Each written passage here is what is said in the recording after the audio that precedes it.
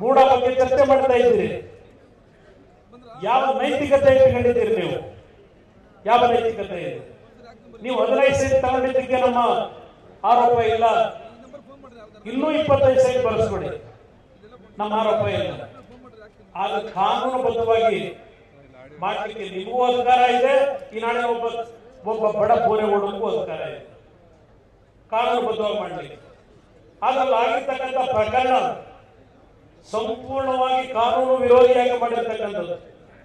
ನಾನು ದಲಿತರ ಜಮೀನು ಅಂತಲೂ ಹೇಳಲಿಕ್ಕೆ ಹೋಗೋದಿಲ್ಲ, ದಲಿತರ ಪದ ಹೇಳಬಾರದಂತೆ ಪಾಪ ನಮ್ಮ ಮಳವಳ್ಳಿ ಶಾಸಕರು ಹೇಳಿದ್ದಾರೆ ಎಲ್ಲರಿಗೂ. ಅಲ್ಲ ಪಾಪ ಮೊನ್ನೆ ಅಸೆಂಬ್ಲಿಲಿ ಬಹಳ ಚರ್ಚೆ ಮಾಡಿದ್ರು, ಪಾಪ ಹೇಳಿದ್ದಾರೆ ಏನೋ ಅವಮಾನ ಮಾಡಲಾಗಿತ್ತು. ಅದರಿಂದ ಇವತ್ತು ನಾನು ಕೇಳಲಿಕ್ಕೆ ಬಯಸ್ತೀನಿ, ಆ ಮೈಸೂರು ಹಗರಣದಲ್ಲಿ ಪರಿಶಿಷ್ಟ ಜಾತಿಗೆ ಸೇರಿರ್ತಕ್ಕಂಥ ವ್ಯಕ್ತಿಯ ಹೆಸರು ಹೇಳಲ್ಲ ನಾನು, ಯಾವ ತರ ನಡ್ಕೊಂಡ್ ಬಂದಿದೆ ಸಿದ್ದರಾಮಯ್ಯನವರೇ, ಯಾರ ಆಸ್ತಿ ಅದು? ಸರ್ಕಾರದ ಆಸ್ತಿ, ಮೂಢ ಆಸ್ತಿ. ಆಗಲೇ ಎಲ್ಲಾ ರೀತಿಯ ಒಂದು ಬಡಾವಣೆ ರಚನೆ ಆಗಿ 15-20 ಸೈಟ್ಗಳು ಹಂಚಿಕೆ ಆಗಿದೆ. ಅಂತ ಜಾಗವನ್ನ ನಿಮ್ಮ ಬಾಬಯ್ಯನ ಹೆಸರಿಗೆ ರಿಜಿಸ್ಟರ್ ಮಾಡಲಿಕ್ಕೆ ಅವಕಾಶ ಇದೆಯಾ? ಬಾಬಾ ಸಾಹೇಬ್ ಅಂಬೇಡ್ಕರ್ ಅವರು ಈ ರೀತಿಯ ಕೆಲಸ ಮಾಡಿ ಅಂತೇಳಿ ಸಂವಿಧಾನದಲ್ಲಿ ನಿಮ್ಗೆ ಹಕ್ಕನ್ನು ಕೊಟ್ಟಿದ್ದಾರ? ದಯವಿಟ್ಟು ಹೇಳಿ. ನೀವು ತಗೊಳ್ಳಲಿಕ್ಕೆ ನಮ್ದೇನು ವಿರೋಧ ಇಲ್ಲ, ಮಾಡಬಾರ್ದು ಅಂತ ಇಲ್ಲ. ಆದರೆ ಸರ್ಕಾರದ ಜಮೀನನ್ನ ನಿಮ್ಮ ಬಾಬಯ್ಯನ ಕೈಯಲ್ಲಿ ರಿಜಿಸ್ಟರ್ ಮಾಡಿಸ್ಕೊಂಡು ಅದನ್ನ ಮತ್ತೆ ಕನ್ವರ್ಷನ್ ಬೇರೆ, ಚೇಂಜ್ ಆಫ್ ಲ್ಯಾಂಡ್ ಯೂಸ್, ಆ ಅಧಿಕಾರಿಗೆ ಚೇಂಜ್ ಆಫ್ ಲ್ಯಾಂಡ್ ಯೂಸ್ ಮಾಡಬೇಕಾದ್ರೆ ಸ್ಥಳ ಪರಿಶೀಲನೆ ಮಾಡಬೇಕಾದಂಥದ್ದು ಕಾನೂನಲ್ಲಿ ಇವೆ. ಆ ಸ್ಥಳ ಪರಿಶೀಲನೆ ಮಾಡಿದ್ರೆ ರಿಜಿಸ್ಟರ್ ಅದನ್ನ ಚೇಂಜ್ ಆಫ್ ಲ್ಯಾಂಡ್ ಯೂಸ್ ಯಾಕೆ ಮಾಡಿಕೊಟ್ರು? ಇದೆಲ್ಲ ಒಂದು ದೊಡ್ಡ ಇತಿಹಾಸ ಇದೆ. ಆಮೇಲೆ 2010ಕ್ಕೆ ಪಾಪ ಉಡುಗೊರೆ ಕೊಡ್ತಾರೆ ತಂಗಿ, ಅಷ್ಟೊಳಗೆಲ್ಲ ಬಡಾವಣೆ ರಚನೆ ಆಗೋಗಿ ಸೈಟ್ಗಳಾಗೋಗಿದೆ. ಸಿದ್ದರಾಮಯ್ಯನವರೇ, ನಿಮಗೆ ಇದು ಯಾವುದು ಗೊತ್ತಿಲ್ಲ ಅಂತ ಈಗೇನು ಹೇಳ್ತಾ ಇದ್ದೀರಿ, ನನಗೆ ಸಂಬಂಧ ಇಲ್ಲ ಅಂತ ಹೇಳಿ.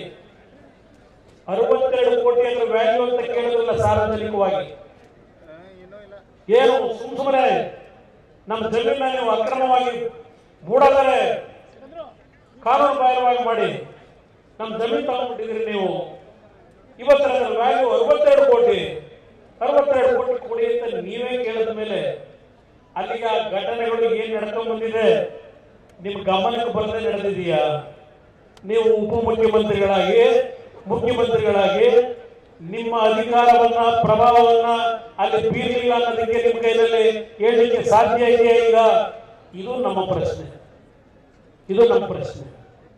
ಇನ್ನ ನಿಮ್ಮ ವಾಲ್ಮೀಕಿ ಅಭಿವೃದ್ಧಿ ನಿಗಮ ಏನು ಅಂಬೇಡ್ಕರ್ ಅವರೇ ಸೇರ್ತೀರಿ, ಹಿಂದುಳಿದ ಚಾಂಪಿಯನ್ ಅಂತೀರಿ.